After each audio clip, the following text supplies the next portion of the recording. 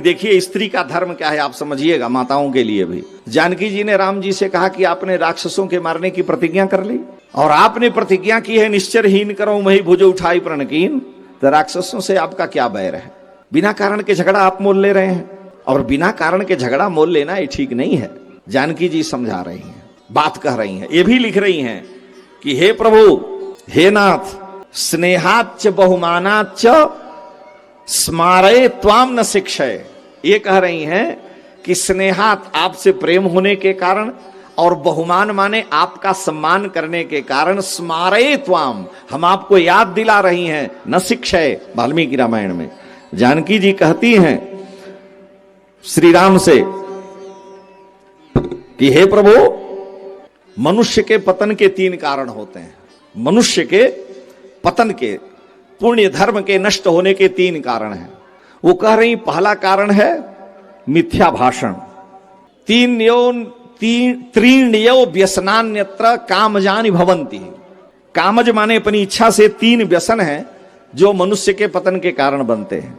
पहला है मिथ्या वाक्यम, झूठ बोलना। इससे मनुष्य का पाप, उसका पतन हो जाता है। इससे भी बड़ा पाप है, असत्य बोलने से बड़ा पाप है, जानकी जी कह रही हैं, मिथ्या वाक्यम।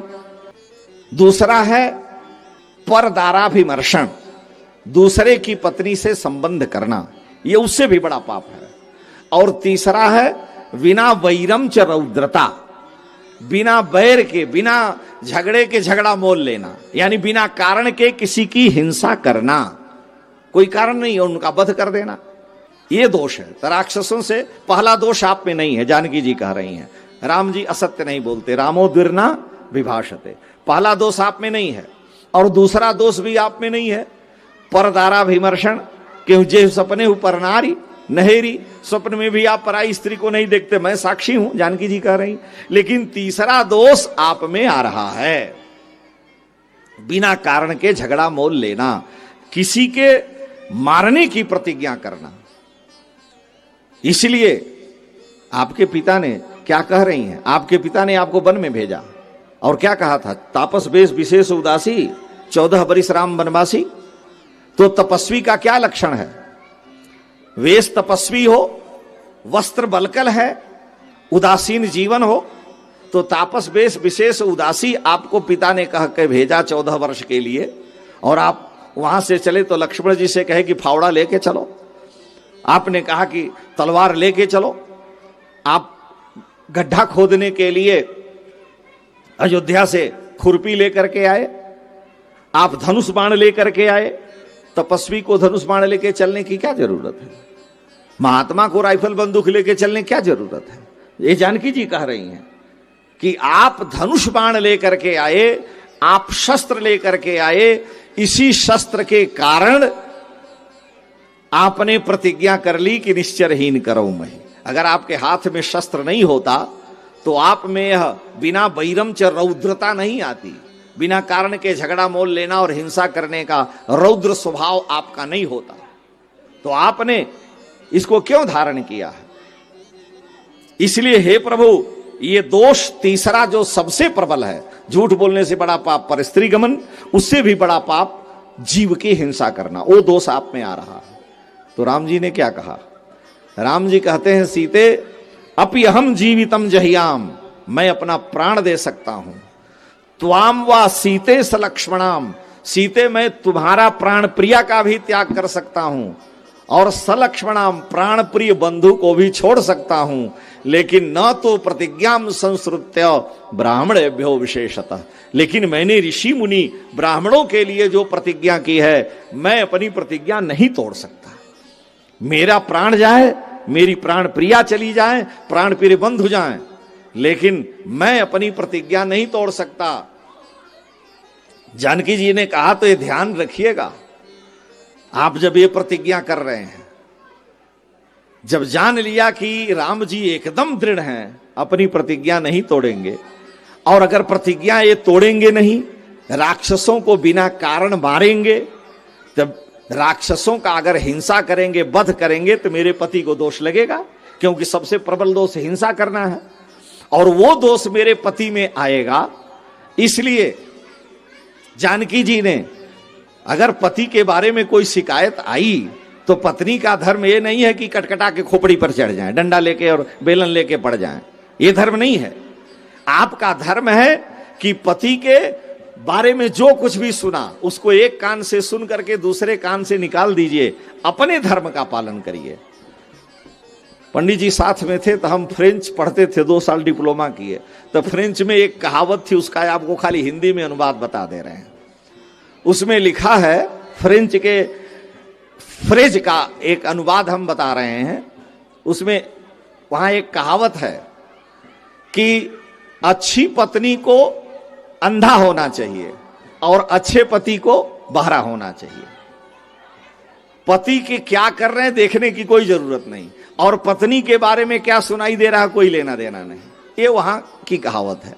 यहां जानकी जी जब ये जान ली कि राम जी अपना प्राण दे सकते हैं, मुझे छोड़ सकते हैं, लक्ष्मण को छोड़ सकते, लेकिन अपनी प्रतिज्ञा नहीं, तो राक्षसों को मारेंगे ही ये, और राक्षसों को अगर बिना कारण के मारेंगे तो मेरे पति में दोष आएगा।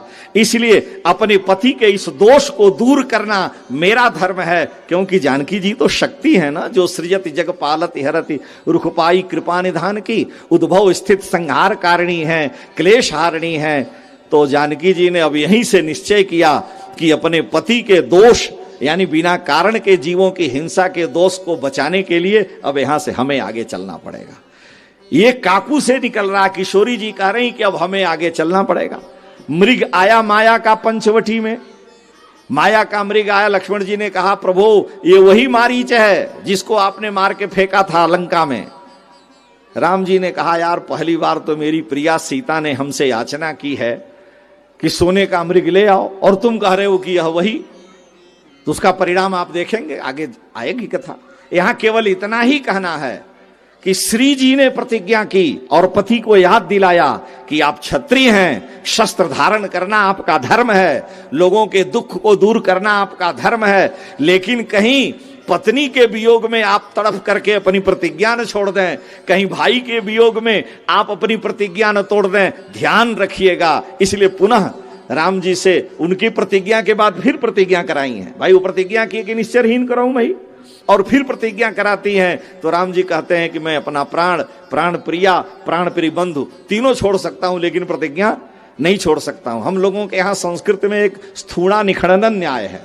स्थूणा निखंडन न्याय माने भैंस गाय बांधने के लिए खूंटा गाड़ा जाता है लकड़ी का मोटा, तो जहां गाड़ा जाता है पहले मिट्टी में उसको डाल दिया जाता है गड्ढे में, और फिर उसके बगल में मिट्टी डाली जाती, फिर हिलाया जाता है, फिर मिट्टी कंकड़ डाला जाता, फिर हिलाया जाता। उसको कहते हैं स्थूण निखंडन न्याय। जानकी जी ने पहले प्रतिज्ञा कराई, शस्त्र की याद दिलाई, और दोबारा फिर प्रतिज्ञा किए, तो जान ली कि अब मेरे पति ने प्रतिज्ञा कर ली है, राक्षसों का अंत करेंगे, इसमें कोई दो राय नहीं, इनमें दोष न आवे। इसलिए अब हमें आगे आगे बढ़ना है, हम आगे चलेंगी, राक्षस मेरा अपराध करेंगे, मेरा अपराध करेंगे तो राम जी उनका वध करेंगे, इनको कोई दोष नहीं लगेगा। ये काकू से अर्थ आ रहा है। इसीलिए हमारे यहां सारे देवी देवता शस्त्र को धारण करते हैं। जहां शस्त्र की आवश्यकता है वहां शस्त्र होना चाहिए। आप हाथ पर हाथ रखे बैठे रहेंगे और माला पहनाएंगे, उससे नहीं। देवताओं से हमारे यहां ये शिक्षा क्या आई है, और वो भगवती शक्ति भगवान के धनुर्बाण की पहले तो वो ब्याज दूसरे तरह से कहती हैं, लेकिन बाद में वो कहती हैं। जनकपुर से जब राम जी अयोध्या से चले चित्रकूट को वनवास के लिए, तो राम जी ने कहा सीते तुम्हें नहीं ले जाएंगे, तो बड़ा कटु शब्द जानकी जी बोली हैं। राम जी ने कहा तुम्हें नहीं ले जाएंगे, तो जानकी जी ने कहा जनकपुर में आपने धनुष को तोड़ा, वहां आपने पौरुष प्रकट किया, लेकिन मेरे पिता यह नहीं जानते थे, यही शब्द है, मेरे पिता यह नहीं जानते थे कि आप पुरुष के रूप में एक कायर नपुंसक हैं। ये जानकी जी कह रही हैं।